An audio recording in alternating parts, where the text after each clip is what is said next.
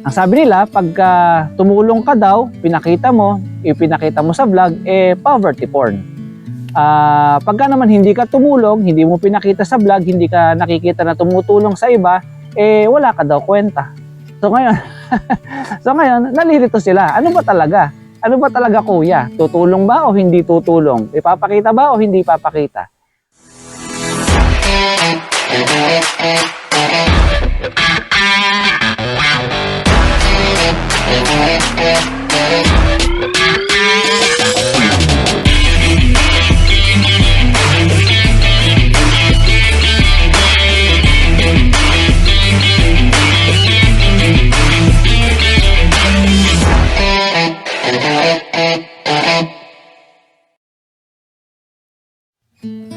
Alright, what's up mga kabalen? So nandito tayo ngayon sa Magalang, Pampanga sa Waffle House. Ayan, so, napakagandang lugar ito. So nakita nyo naman sa previous vlog natin, napakaganda. Pinakita ko yung mga view at kung paano din makapunta dito. So bali ito rin yung katuglong nito.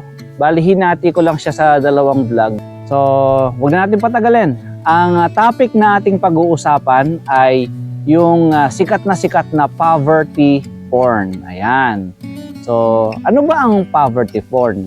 Unang-una, i-define muna natin. Ipakita natin sa screen. Ang sabi ni Wikipedia, according to Wikipedia, poverty porn, also known as pornography of poverty, development porn, famine porn, or stereotype porn. Ayan. So, has been defined as any type of media, be it written, photographed, or filmed, which exploits the poor's condition in order to generate the necessary sympathy for selling, let's say, newspaper, increasing charitable donations, or support for any given cause. It also suggests that the viewer of the exploited protagonist is motivated by gratification of base instincts. It is also a term of criticism applied to films and objectify people in poverty for the sake of entertaining a privileged audience. Ayan. So yan ang sabi ni Wikipedia about sa poverty porn. Now, how does people react sa mga content creators na sinasabi nilang mayroong mga poverty porn na content? So, ang mga netizens, nagre-react sila, hati. Actually, hati. Merong natutuwa, merong grateful sa ginagawa ng content creator. Meron naman naiinis, nagagalit dahil ginagawa lang daw nila for the views, para daw sumikat, para daw kumita, maka-gather ng sympathy para, makakuha ng maraming audience dahil nga tumutulong sa kapwa, namimigay ng tulong, ng pera, ng kung ano, madalas mga helmet, 'di ba, sa mga motovloggers. So, ayun, hati talaga ang reaction ng mga tao. Merong nagagalit at merong natutuwa. Okay, now, ngayon, ano naman ang reaction ng mga vloggers or mga content creator sa issue ng poverty porn? Ang sabi nila, pagka tumulong ka daw, ipinakita mo sa vlog, poverty porn. Pagka naman hindi ka tumulong, hindi mo pinakita sa vlog, hindi ka nakikita na tumutulong sa iba, wala ka daw kwenta. So ngayon, nalilito sila. Ano ba talaga? Ano ba talaga, kuya? Tutulong ba o hindi tutulong? Ipapakita ba o hindi ipapakita? Ayan. So, mix din ang reaction ng mga vloggers. So, medyo nakakalito din sa part na yon nila. Okay. So, ngayon naman, pag-usapan natin, ano ba ang take ko as a new vlogger? Ano ba ang opinion ko about it? And disclaimer lang po mga kabalen, we are all entitled with our own opinion. So, ito, maaaring opinion ko to. This is how I see it. Pero, syempre, maaaring iba din naman ang opinion nyo. Okay. So, ito pong isi-share ko sa inyo, hindi ko po sarili. Hindi ko po inimbento, hindi ko gawa-gawa lang. So, ito pong isi-share ko sa inyo na opinion ko or paniniwala ko, merong pinanggalingan, may basis. Kung meron pong napakagandang basis para sa akin sa pagtungkol sa paggawa ng mga kabutihan, para sa akin ang pinakamagandang basis Bible. Maaaring maging corny ito sa mga iba.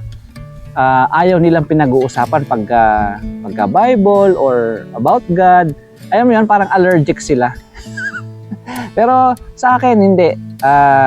Para sa akin, gold ito. Napakagandang pag-usapan pagka ganyan. So, ano po ang basis ko? Let's talk about yung ano ba yung sinasabi ng Bible about it. Hindi po ako pastor, hindi po ako ministro, hindi po ako or teacher ng salita ng Diyos. Ordinary tao lang po ako na naturuan din at sineshare ko lang po kung ano yung natutunan ko. Kaya ito po ang aking opinion about poverty porn. So magbabasa po ako ng few talata sa Bible para magkaroon po tayo ng konting idea. Mai-share ko po sa inyo. Okay, so basa po tayo sa book of Galatians or sa Galatia 6:10. Ang sabi po dito, kaya nga, samantalang tayo'y may pagkakataon, ay magsigawa tayo ng mabuti sa lahat at lalong-lalo na sa kasangbahay sa pananampalataya. Ayan po. So sabi po ng verse is, gumawa tayo ng mabuti sa lahat. Pag sinabi pong lahat, walang exemption. Kasama po pati kaaway. Ayan. So kung kaaway nga po, sabi, gawan mo ng mabuti. Paano pa yung hindi mo kaaway, di ba? So, mas lalo mong dapat gawan ng mabuti yun, lalo na yung mga nangangailangan. So, pag sinabing lahat, walang exemption. Inuutusan po tayo ng gumawa ng mabuti sa lahat. At ang katunayan po, mababasa rin sa Kawikaan 3:27. Ang sabi po huwag mong ikait ang mabuti sa kinauukulan. Pagka nasa kapangyarihan ng iyong kamay na gawin ito. O ayun po, napakaliwanag, hindi naman po kailangan nag-aral tayo ng mataas para maintindihan natin to. Napaka self-explanatory naman po. Ang sabi niya, huwag po natin ipagkait yung mabuti sa mga kinauukulan. Lalong-lalo na pag nasa kapangyarihan natin or nasa kapasidad po natin na gawin naman ito. So pag sinabing huwag, ibig sabihin bawal. Bawal ipagkait, bawal ipagdamot yung mabuti pag nauukol naman na ibigay. So, ayan. Ngayon, ang sabi nila, paano pagka hindi naman talaga totoo sa puso na tumulong? Or baka ginagawa lang talaga niya, palabas lang ang lahat para lang magkaroon siya ng mga views or whatsoever. Let us look at the other side. Paano kung totoo? Paano kung genuine? Di ba? Sinong makakaalam? Malalaman mo ba? Nababasa mo ba yung intensyon niya, yung puso niya? Sabi nga po sa Jeremiah or sa Jeremias 17:9-10, ang sabi po doon, ang puso ay magdaraya ng higit kaysa lahat ng mga bagay at totoong masama. Sinong nakakaalam? Akong Panginoon ay sumisiyasat ng pag-iisip. Aking tinatarok ang puso upang magbigay sa bawat tao ng ayon sa kani-kanyang lakad, ayon sa bunga ng kanya-kanyang mga gawain. Ayun.